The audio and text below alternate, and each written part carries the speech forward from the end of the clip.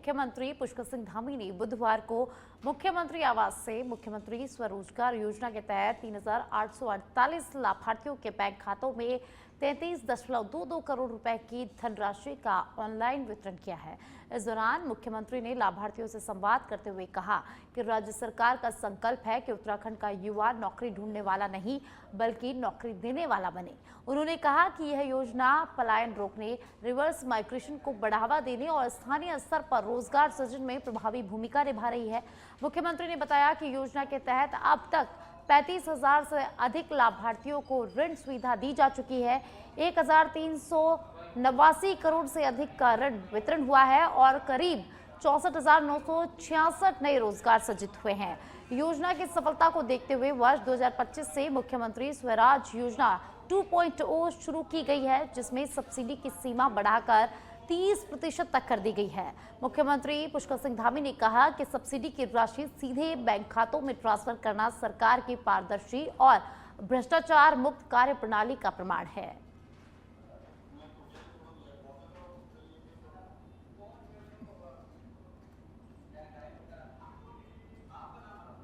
उत्तराखंड के मुख्यमंत्री पुष्कर सिंह धामी के निर्देश पर जनता की समस्याओं के त्वरित समाधान के लिए ब्लॉक स्तर पर शिविरों की शुरुआत हरिद्वार जनपद से की गई है। जिलाधिकारी मयूर दीक्षित ने बताया कि जन जन की सरकार जनता के द्वार कार्यक्रम के तहत जनपद की 46 न्याय पंचायतों में से ये शिविर आयोजित किए जाएंगे। पहले दिन 3 स्थानों पर शिविर लगाए जाएंगे, जिनमें जिलाधिकारी, उप जिलाधिकारी सहित करीब 25 विभागों के अधिकारी और स्थानीय जनप्रतिनिधि मौजूद रहे। शिविरों में इंटरनेट और प्रिंटर की सुविधा के साथ प्रमाण पत्र, आवेदन, आधार कार्ड सहित विभिन्न समस्याओं का मौके पर ही निस्तारण किया जा रहा है। यह कार्यक्रम 30 जनवरी तक चलाया जाएगा। तो उत्तराखंड में 30 जनवरी तक कार्यक्रम चलेगा। जनता के द्वार कार्यक्रम की शुरुआत हरिद्वार के जनपद से की गई। ब्लॉक स्तर पर शिविर 46 न्याय पंचायतों में ये आयोजन होंगे। जिलाधिकारी और 25 विभागों के अधिकारी इस कार्यक्रम में मौजूद रहेंगे। मौके पर प्रमाण पत्र, आवेदन और आधार कार्ड जैसी सुविधाएं यहां पर उपलब्ध कराई जाएंगी और ये जो कार्यक्रम है वो 30 जनवरी तक चलेगा।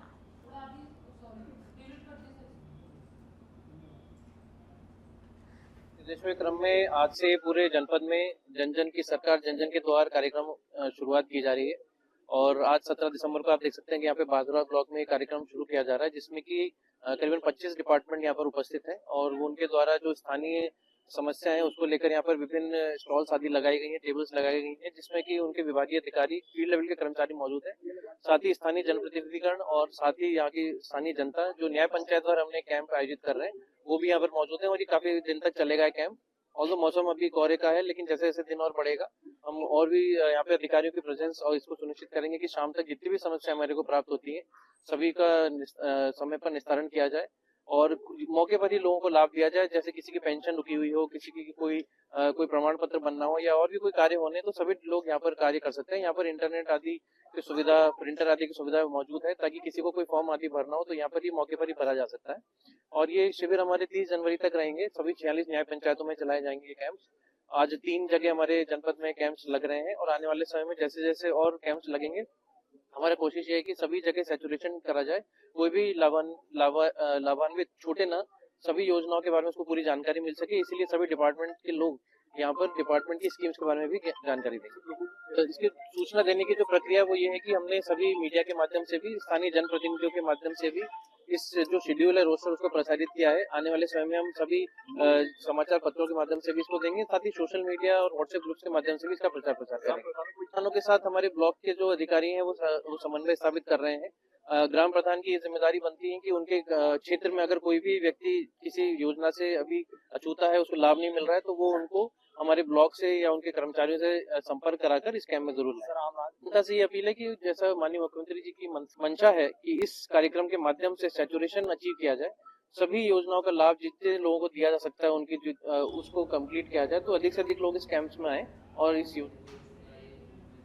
उत्तराखंड के मुख्य सचिव आनंद वर्धन ने सचिवालय में जिलाधिकारियों के साथ वीडियो कॉन्फ्रेंसिंग के माध्यम से बैठक कर जन जन की सरकार जन जन के द्वार अभियान के संचालन को लेकर दिशा निर्देश दिए। उन्होंने कहा कि यह अभियान 17 दिसंबर से अगले 45 दिनों तक चलेगा और प्रदेश की प्रत्येक न्याय पंचायत में बहुउद्देशीय कैंप आयोजित होंगे और कैंप आयोजित कर राज्य एवं केंद्र सरकार के 23 विभागों की योजनाओं का लाभ प्रत्येक पात्र नागरिक तक पहुंचाया जाएगा। मुख्य सचिव ने जिलाधिकारियों को रोस्टर तैयार करने, कैंप का प्रचार प्रसार, सोशल मीडिया के माध्यम से जानकारी देना, आवेदन पत्र उपलब्ध कराना और सभी लाभार्थियों का पंजीकरण सुनिश्चित करने के निर्देश दिए हैं। उन्होंने अधिकारियों को कैंप के बाद न्याय पंचायत और आसपास के गाँवों में भ्रमण कर योजनाओं के लाभार्थियों को शामिल करने और आमजन की शिकायतों का तत्काल निस्तारण करने को भी कहा है। तो देहरादून में 45 दिवसीय कैंप लगेगा। जन जन के द्वार अभियान के तहत 17 दिसंबर से शुरू होकर अगले 45 दिनों तक ये कैंप चलेगा।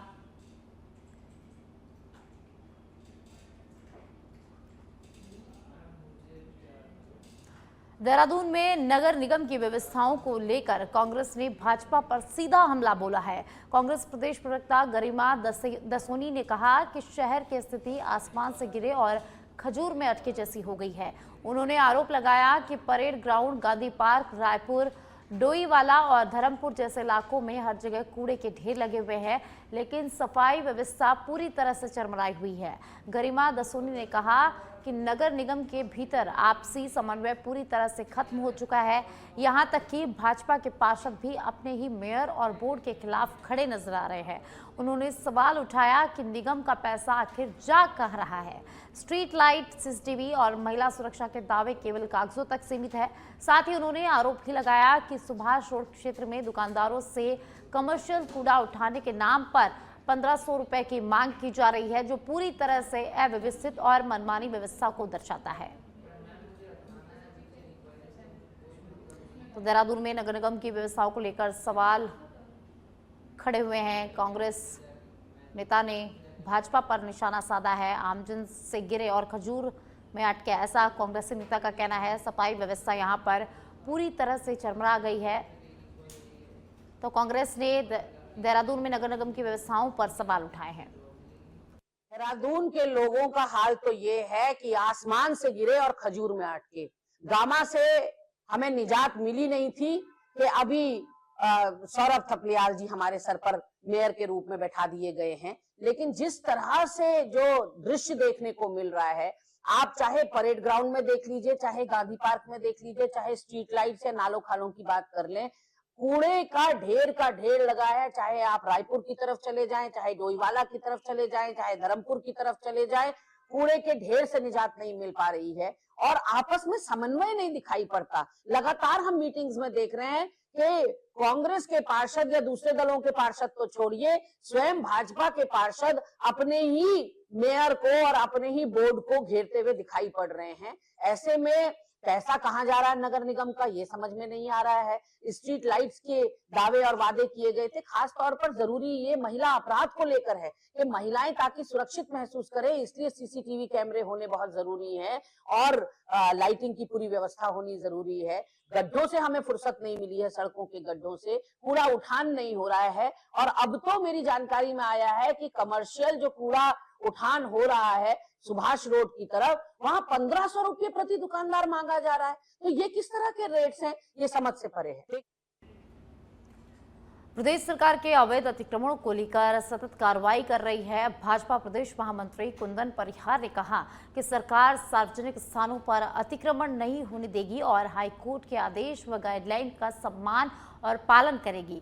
उन्होंने ये भी बताया कि उत्तराखंड हाईकोर्ट द्वारा अतिक्रमणों को बिना नोटिस ध्वस्त करने के आदेश पर सरकार सख्त रुख अपनाएगी और मुख्य सचिव को व्यक्तिगत रूप से कोर्ट में पेश होने का निर्देश भी दिया गया है। परिहार ने कहा कि सरकार नियम और कानून के दायरे में रहकर ही कार्रवाई करेगी ताकि राज्य की गरिमा बनी रहे। तो देहरादून से खबर है, जहां सार्वजनिक स्थानों पर अतिक्रमण नहीं रहने दिया जाएगा। सरकार अवैध अतिक्रमण पर सख्त है और अवैध अतिक्रमण पर यहां सख्त कार्रवाई की जाएगी। कोर्ट के आदेश का पालन करना सरकार की जिम्मेदारी। मुख्य सचिव को कोर्ट में पेश होने के भी यहां पर निर्देश दिए गए हैं।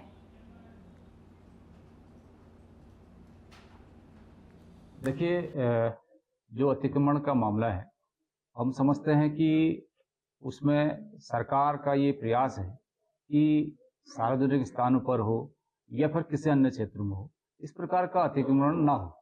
लेकिन जो कोर्ट के इसमें ऑर्डर है, उसका निश्चित रूप से सरकार पालन करेगी और हम पहले भी कोर्ट का सम्मान करते हैं, कोर्ट के नियमों का सम्मान करते हैं। जो भी कोर्ट की गाइडलाइंस होगी उसके अनुरूप जो है सरकार उसका पालन करेगी। देखिए, जो अतिक्रमण का मामला है,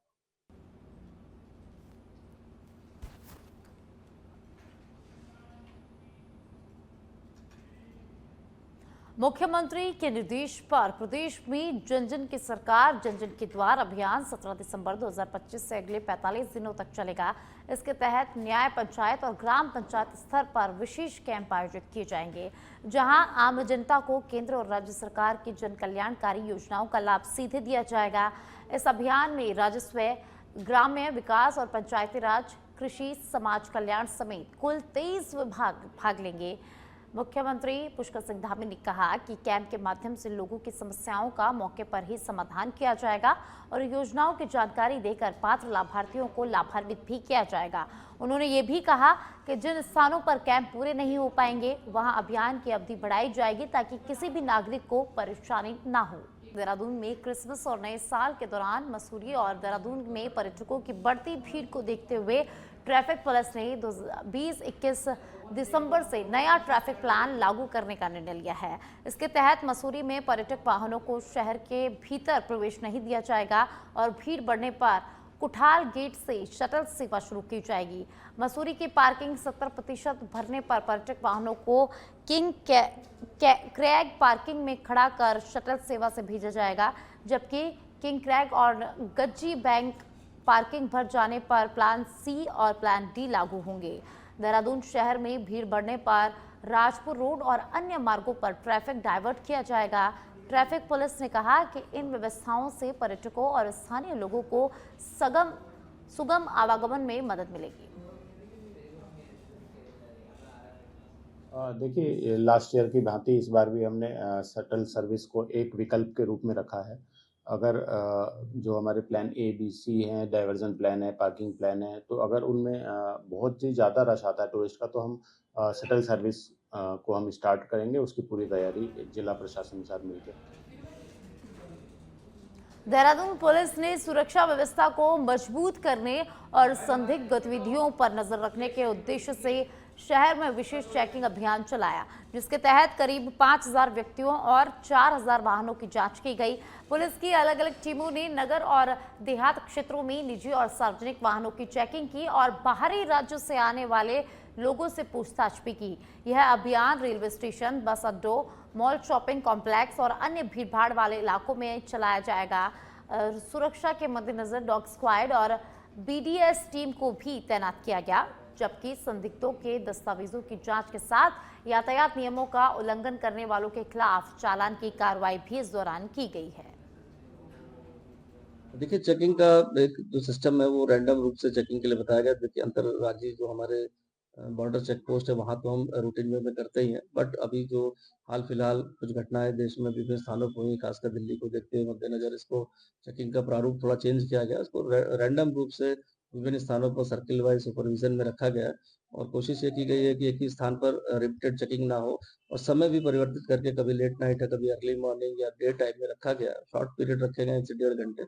इसका मेन फोकस बाहर के वाहन और जो वाहन और संदिग्ध लोग हैं उनको ज़्यादा फोकस किया गया है और जिससे अलग अलग स्थानों से करने से रैंडम इसमें काफ़ी पुलिस को भी सफलता मिली है, पब्लिक को भी, एक आम जन को जो एक सिक्योरिटी, सेंस ऑफ सिक्योरिटी होती है वो भी उनको फील हो। तो इसको देखते हुए ये अभियान जो है विभिन्न थाना क्षेत्रों में रैंडमली जो है चल।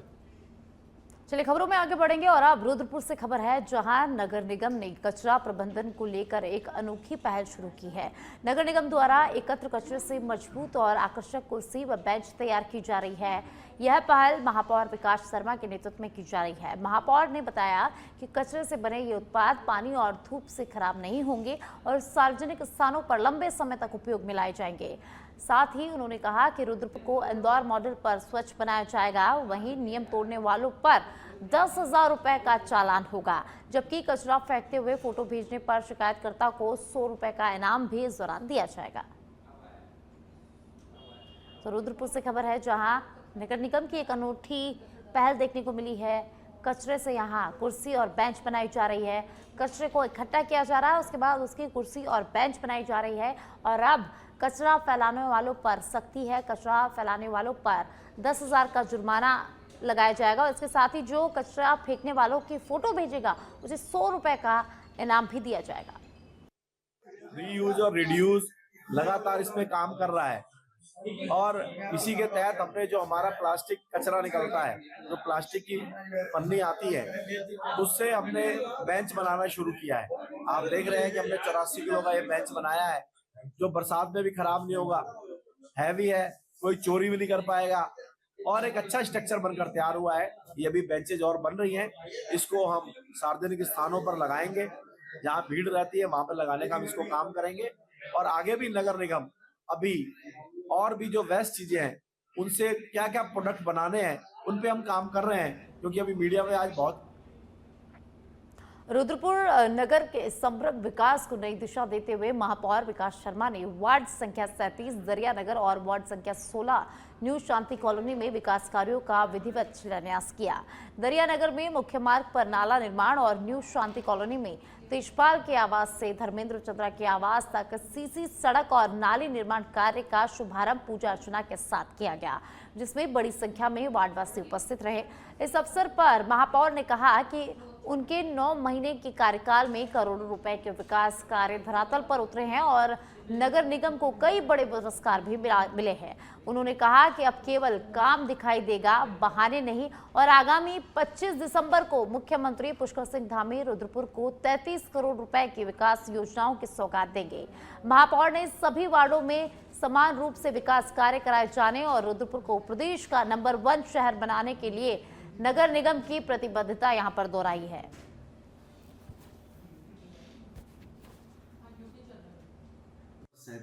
और वार्ड नंबर 16 में एक सड़क और एक नाले का उद्घाटन किया है और ये बरसों बरस से यहाँ सड़क नहीं बनी थी, पहली बार ये सड़क बनने जा रही है।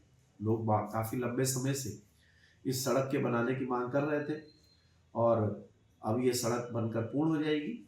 इसके अलावा भी नगर निगम विकास के कार्यों को लगातार तेजी कर रहा है, गति दे रहा है।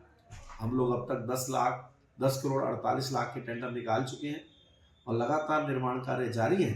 अभी बहुत जल्दी हम हॉट मिक्स का भी टेंडर करेंगे, जिससे हॉट मिक्स की जो सड़कें हैं वो भी बन। और अब देहरादून से खबर है, जहां राज्य की खेल प्रतिभाओं को निखारने के लिए खेल विभाग न्याय पंचायत स्तर तक स्टेडियम बनाने पर काम कर रहा है। प्रदेश की खेल मंत्री रेखा आर्य का कहना है कि हमारी कोशिश है जिला, ब्लॉक या न्याय पंचायत स्तर पर भूमि की उपलब्धता अनुसार खेल स्टेडियम का निर्माण किया जाए, जिससे हम राज्य के खिलाड़ियों को मैदान उपलब्ध करा सके। साथ में जो युवा सेना आदि की तैयारी कर रहे हैं उन्हें भी एक बेहतर मैदान इससे उपलब्ध होगा।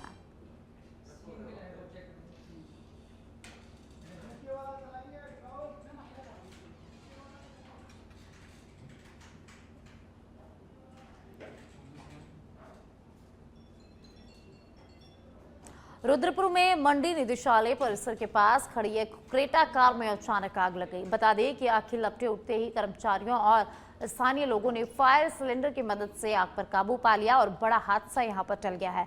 प्रारंभिक जानकारी के अनुसार आग लगने का कारण शॉर्ट सर्किट माना जा रहा है।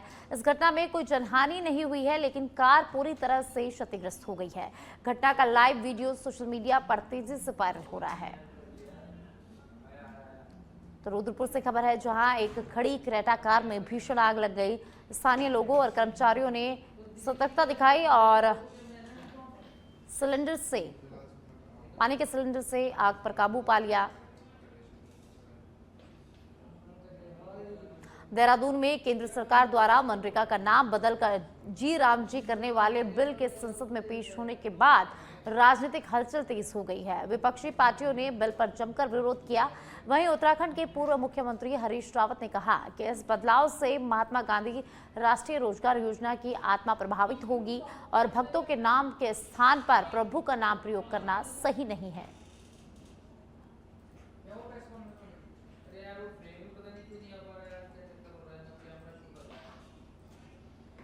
लगता था कि हम ही से नफरत कर रहे हैं ये, लेकिन अब तो लग रहा है महात्मा गांधी से भी नफरत कर रहे हैं। वो भी इनको स्वीकार नहीं है। रघुपति राघव राजा राम जैसा मंत्र देश को देने वाले महात्मा गांधी का नाम इस देश के अंदर कोई सरकार बदल सकती है?